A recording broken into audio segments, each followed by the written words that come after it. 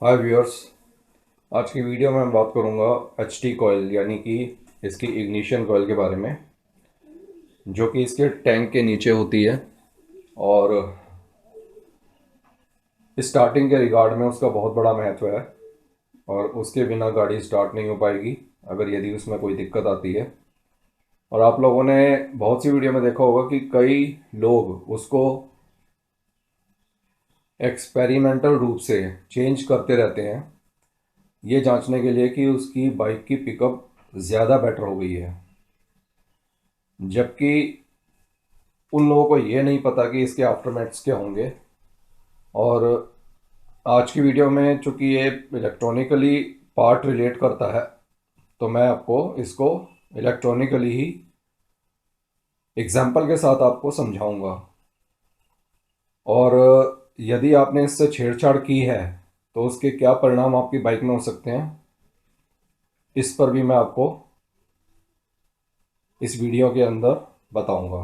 तो चलिए video start करते हैं। देखिए, स्पार्क प्लग को कितना इग्नाइट कराना है ये डिपेंड करता है उसके इग्निशन कॉयल से। उसके इग्निशन कॉयल पर ये डिपेंड करता है कि वो उसको इनपुट करंट क्या प्रदान कर रही है। और इनकी सारी गणना या कैलकुलेशन कंपनी के अंदर कर ली जाती है और उसी के कॉन्फ़िगरेशन के आधार पर ये इंजन डिज़ाइन होता है। और RX 100 को 135 बनाने के चक्कर में लोग ये प्रयोग करते रहते हैं। और अब मैं आपको एग्जाम्पल के थ्रू ये बताऊंगा कि आपको ये किस तरह से बातें समझ आएंगी।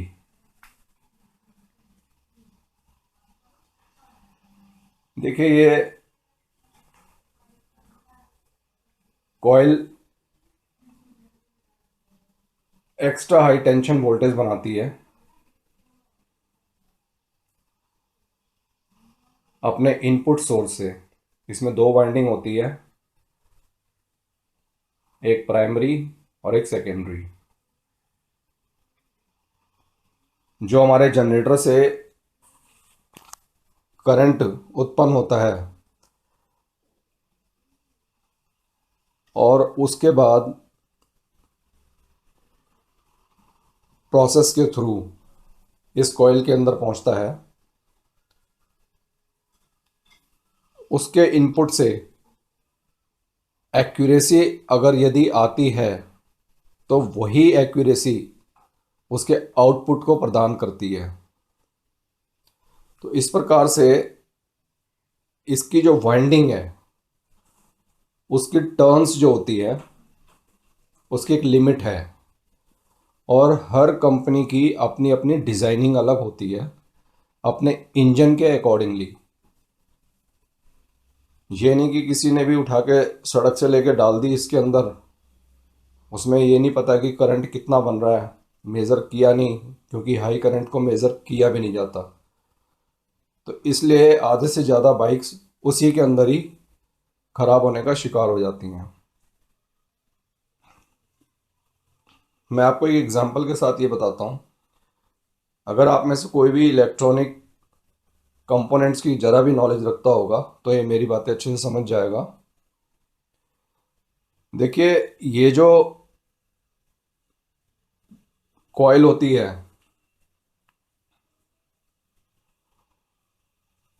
इसके आउटपुट पे हाई करंट होता है जो स्पार्क प्लग के इनपुट में जाता है। और स्पार्क प्लग जो है उसी के अकॉर्डिंगली अपना स्पार्क जो है वो जनरेट करता है। यदि वो वीक है तो उसका फॉल्ट कॉइल से नहीं होता। हमेशा स्पार्क वाली जगह पे जहाँ पे रीज़न आपको मिलेगा वो यही मिलेगा, स्पार्क वाली जगह पर वीक का फॉल्ट मिलेगा। यानी कि आपको स्पार्क प्लग को चेंज करना पड़ेगा। वो वीक स्पार्क प्रदान कर सकता है, लेकिन एक H T coil weak current नहीं दे सकती तब तक जब तक कि उसके अंदर कोई शॉर्टिंग ना हो। और ये एक बार बनती है और ज़िंदगी भर चलती है अगर ढंग से चलाते हैं तो। आपको यहाँ मैं एग्जांपल देता हूँ कि सबसे पहले जो टेलीविज़न आते थे वो CRT यानी कि कैथोड रे ट्यूब के रूप में आते थे। आप लोग, कई लोग उसमें पिक्चर्स देख चुके होंगे। उसके बाद TFT आए, फिर LEDs भी आ गए, तो टेक्नोलॉजी बढ़ती चली गई। लेकिन इनमें से सबसे ज़्यादा जो राज किया है वो कैथोड रे ट्यूब ने किया है, जिसके एनोड पे 18,000 से लेकर 24,000 तक वोल्टेज आती थी, और वो उसको EST ही प्रदान करता था। उसी के अंदर के सर्किट का एक कंपोनेंट होता है जिसके अंदर EST कॉइल लगी होती है, और उसमें कई वोल्टेज भी नीचे से ली जाती थी। तो यदि CRT क्या था? CRT था उसका एक बहुत बड़ी ट्यूब का एक छोटा सा स्वरूप, जिसके अंदर बैक साइड के अंदर एक फिलामेंट भी जलता था, और फिलामेंट की वोल्टेज होती थी 6.5 वोल्ट AC, जो कि उसको उसी का ही EST प्रदान करता था। लेकिन होता ये था कि कई बार वो CRT वीक हो जाती थी। वहाँ CRT वीक होती है, यहाँ स्पार्क प्लग वीक होता है अपने स्पार्क से। तो CRT जब वीक होती थी तो कई लोग क्या करते थे, जो EST कॉइल का कोर होता है ब्लैक रंग का, उसमें से एक तार पिरोते थे जिसमें कुछ टर्न्स दे देते थे, 2 या 3। इसका एक सिरा ग्राउंड कर देते थे, दूसरे सिरे से 6.5 वोल्टेज उठा लेते थे, और प्री कनेक्शन को डिसकनेक्ट करके उसके सीधा फिलामेंट में वो डाल देते थे। अब आप कहोगे कि उसके अंदर से करंट कैसे जनरेट हो गया? वो मैग्नेटिक फील्ड बनाती है, उसके कोर से करंट आया और उसके फिलामेंट पे दे दिया। हुआ क्या कि अब जो CRT कंट्रास्ट बढ़ाने पे वीक आती थी, अब उसका कंट्रास्ट पूरा बढ़ाने से वो प्रॉपर प्री पोजीशन पे आ गई, क्योंकि उसको वोल्टेज अच्छी मिल गई। तो यहाँ क्या है कि लोग अपनी चेंजिंग्स करते हैं ST कॉइल को ये समझने के लिए कि वोल्ट, उसको करंट जो है अच्छा मिल रहा है और मेरी बाइक अच्छी परफॉर्मेंस दे रही है। लेकिन यहाँ प्रॉब्लम बाइक से नहीं है, आपके प्लग से है। आपका प्लग वीक हो चुका है, तो आपने ST कॉइल चेंज कर ली और आपने समझा कि भाई मेरी तो अच्छी परफॉर्मेंस आ गई इसको चलाने से, और वीडियो बना दी। लेकिन उसका क्या, जिसने उसकी कॉपी कर लिया और खुद की बाइक में भी लगा के चेक कर लिया, पता चला कि उसका जो स्पार्क प्लग था वो तो ठीक था। यानी कि CRT की जो नेक पे फिलामेंट होती है, उस फिलामेंट को हमने, वो प्रॉपर ही चल रहा है विदाउट वीक, और मैंने फिर उस EST से टर्न लेकर के वोल्टेज डाल दिया, तो जिसको प्रॉपर रूप से वो चल रहा था सिस्टम, और अब उसको मैंने ओवर कर दिया, तो क्या होगा? CRT की लाइफ कम हो जाएगी, CRT कंट्रास्ट बढ़ा देगी। लेकिन जहां उसके ओवर्स में टाइम चल रहा था कि इतने ओवर्स तक जाके वो खत्म होगी, वो ओवर्स आपने रिड्यूस कर दिए। तो सिमिलरली क्या हुआ कि आपने अपने स्पार्क प्लग और स्पार्क प्लग के बाद जो इंजन में एक्स्ट्रा स्पार्क होगा उसकी लाइफ आपने रिड्यूस कर दी। जो आपको चलनी थी सालों साल, वो आपने कम कर दिया। ये मैं आपको एग्जाम्पल के थ्रू समझा रहा हूं। तो जिन लोगों ने वीक स्पार्क प्लग पे वो आजमाइश की उनका तो ठीक है, लेकिन जिनके साथ सही था स्पार्क प्लग और प्रोपोर्शनली सही बन रहा था करंट, उन्होंने गलत कर दिया काम, कॉपी करके, और ओरिजिनल भी हटा दी। तो इस तरह से क्या होता है, वो काम वही कर सकता है जिसको कुछ नॉलेज हो। जिसे कहते हैं ना, नकल के लिए भी अकल चाहिए।